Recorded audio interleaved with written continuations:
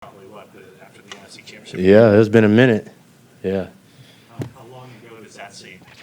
forever ago. Just based off what was happening like all of last year, with COVID and everything like that, and not being able to go, back to the Super Bowl the following year. It's been a long journey, especially last year. So, but hey, it's a new year, new us, new team, new identity, same mentality of trying to get him back. So. Can you explain the decision to wear the brace during practice? I know you tend to not wear it during games. Yeah. So, I mean, I've been wearing this brace even 2 years ago when I had got an MRI. It's just the longevity aspect. I intend to play this game for another, 4, 5, 6 years if I can. So, anything that helps prevent, my career being shortened, so I'm gonna take those measures. So, that's the sole reason why I wear the brace. Not just because, I'm hurt or anything like that. I just take precaution. Do you notice it, like, is it cumbersome when you're practicing, and do you feel a little bit more freedom with your leg during games when it's not on there? Oh yeah, definitely. Throughout the week and then leading up to the game, I like to make sure that I'm in a state where I'm putting a lot of strenuous toughness throughout the practice and everything like that. And then when that brace comes off, you see me flying out there and going full tilt, like like I never even had it on. So I love that feeling, and I'm just gonna stick with it. You're one of the first players to kind of step out when COVID kind of came out and be very protective of your family. Oh yeah. And now, obviously, it's other players' decision, personal decision. Like you see other players not maybe getting the vaccine. How do you approach that, or are you a sounding board or a resource for them? Yeah, guys come up to me, and if they have a question about the vaccine or anything like that, and I just give them my honest to God opinion. But I'm no expert in that field. I did it because the sole reason is because I have 2 young boys that I want to look after the best way I possibly can. I'm a family man. I'm very family oriented, as you all know. So I try to do everything in my power to make sure that, I'm giving them the best opportunity, and even more so, my teammates. If it means that I have to do what I have to do in order to help the team win, then so be it, because I believe in one team, one sound. We're all going to get through this thing together. Even last year, all the things that we had to go through, all the things that, transpired from us having to relocate, and, that was tough for a lot of guys, but at the end of the day, we were still one team, and we try to accomplish a goal of, finishing strong and winning those games like we were supposed to. So, you do get those different aspects of views and opinions, but at the end of the day, if you have the best informed information, then that's your call and your decision. And I stick by whatever, any guy, what their decision is at the end of the day. You just mentioned your family.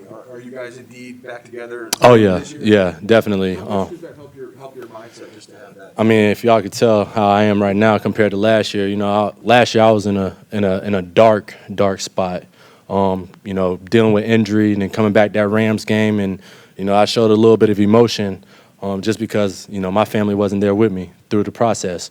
And so, I have my brothers and stuff like that, and the coaching staff and the organization. But when it comes down to your inner family, there's nothing that if you have kids, and you understand. So for me, having my family out here, they actually flew out here when I came out here. I was able to get them out here and stuff like that with me on the same day, and we moved into our house, and I'm thrilled. I can't be more happy and excited to get back to ball and focus on what I got to do on the field, and then going home to my little boys and my wife. So. Trey Sermon's kind of taken a lot of reps. They're taking it easy on you. What have you seen from him as a rookie? Yeah, he's adjusting to going from the college scheme to the pros, and he's handling it the best way he can.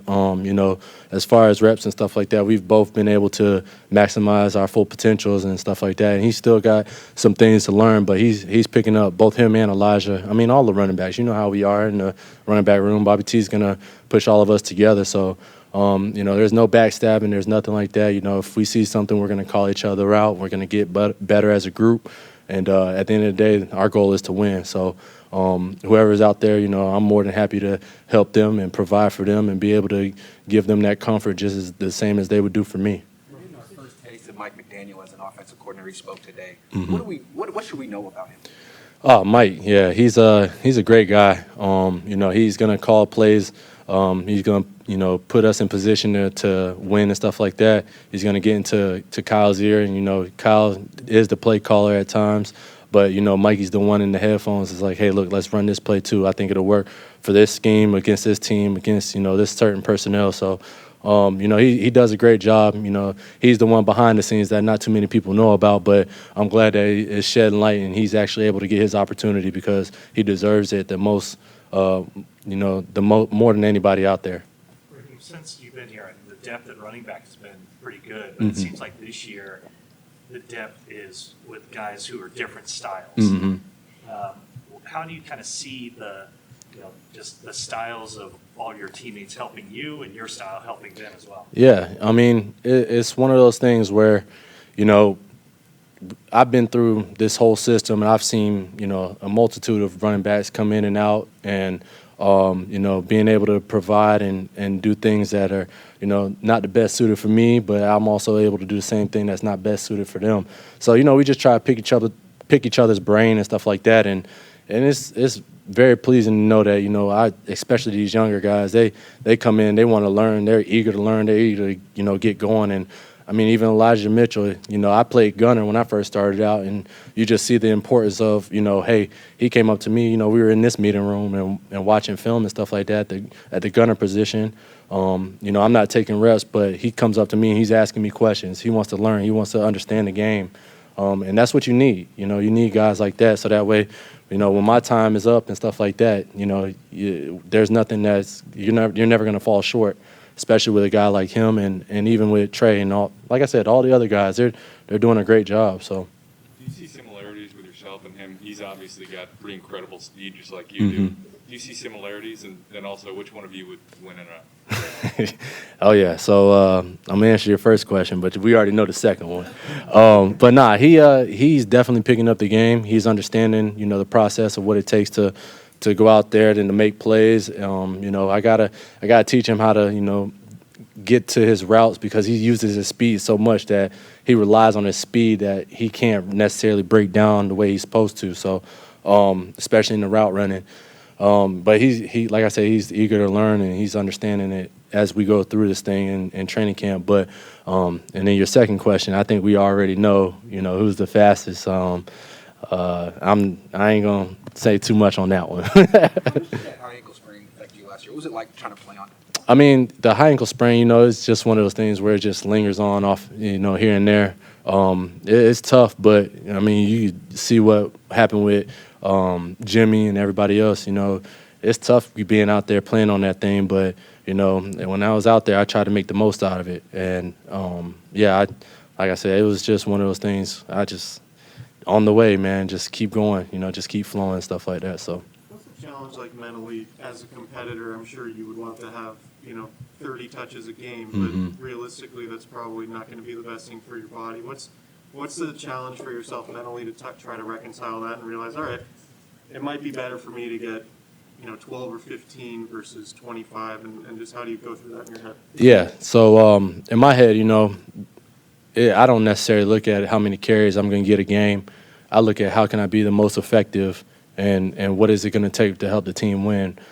Some games Kyle may want me to go out there and run 30 times. If my number's called, I gotta do my job, and so that's always going to be my mindset, regardless of where I'm at or how I'm feeling. I know that even last year with the high ankle, when my number was called, I got to go out there and produce at a high level. And I'll take care of my body at the end of the game and do whatever I got to do. But mentally, you got to prepare yourself in a fashion of, hey, look, I got to go out there. I got a job to do. I got to help my teammates. I got to help my brothers out there on the field, and I got to get it done at the highest level. A lot of your teammates have talked about how Jimmy Garoppolo had one of the best OTAs he's ever had. He's come in a little bit more fiery. Do you also sense that from him as well? Oh yeah, Jimmy is always like that too. Even more so you know, with the situation that he has going on, you know, with Trey Lance and stuff like that. Trey's a great competitor, and both of them bring the best out of each other, which is awesome to see. But like Kyle and John said, you know, we're gonna ride with Jimmy right now, and that's who we're going with. You know, and Trey, when he gets his opportunity, he's gonna make the most out of it. I believe that he is, and we're behind whoever's under center. That's all I can really say on that. But you know, competition everywhere. You know, you can look at D line, you can see the competition there. You look at O line, you can look at the DBs, linebackers. Besides Fred, you know, but yeah, even running back position too. There's a lot of competition out there, and that's how you get better each and every day. You know, you try, like I said, you try to pick out those little things and try to implement them in your game, and then you go from there. Which I know Trey is with Jimmy, and Jimmy is with Trey. So. Last one, guys. You think Trent Williams has competition too? Yeah, Trent's on his island over there, man. He's good. He's all good. Yeah, appreciate y'all. Did you enjoy that video? Make sure to check out these other ones.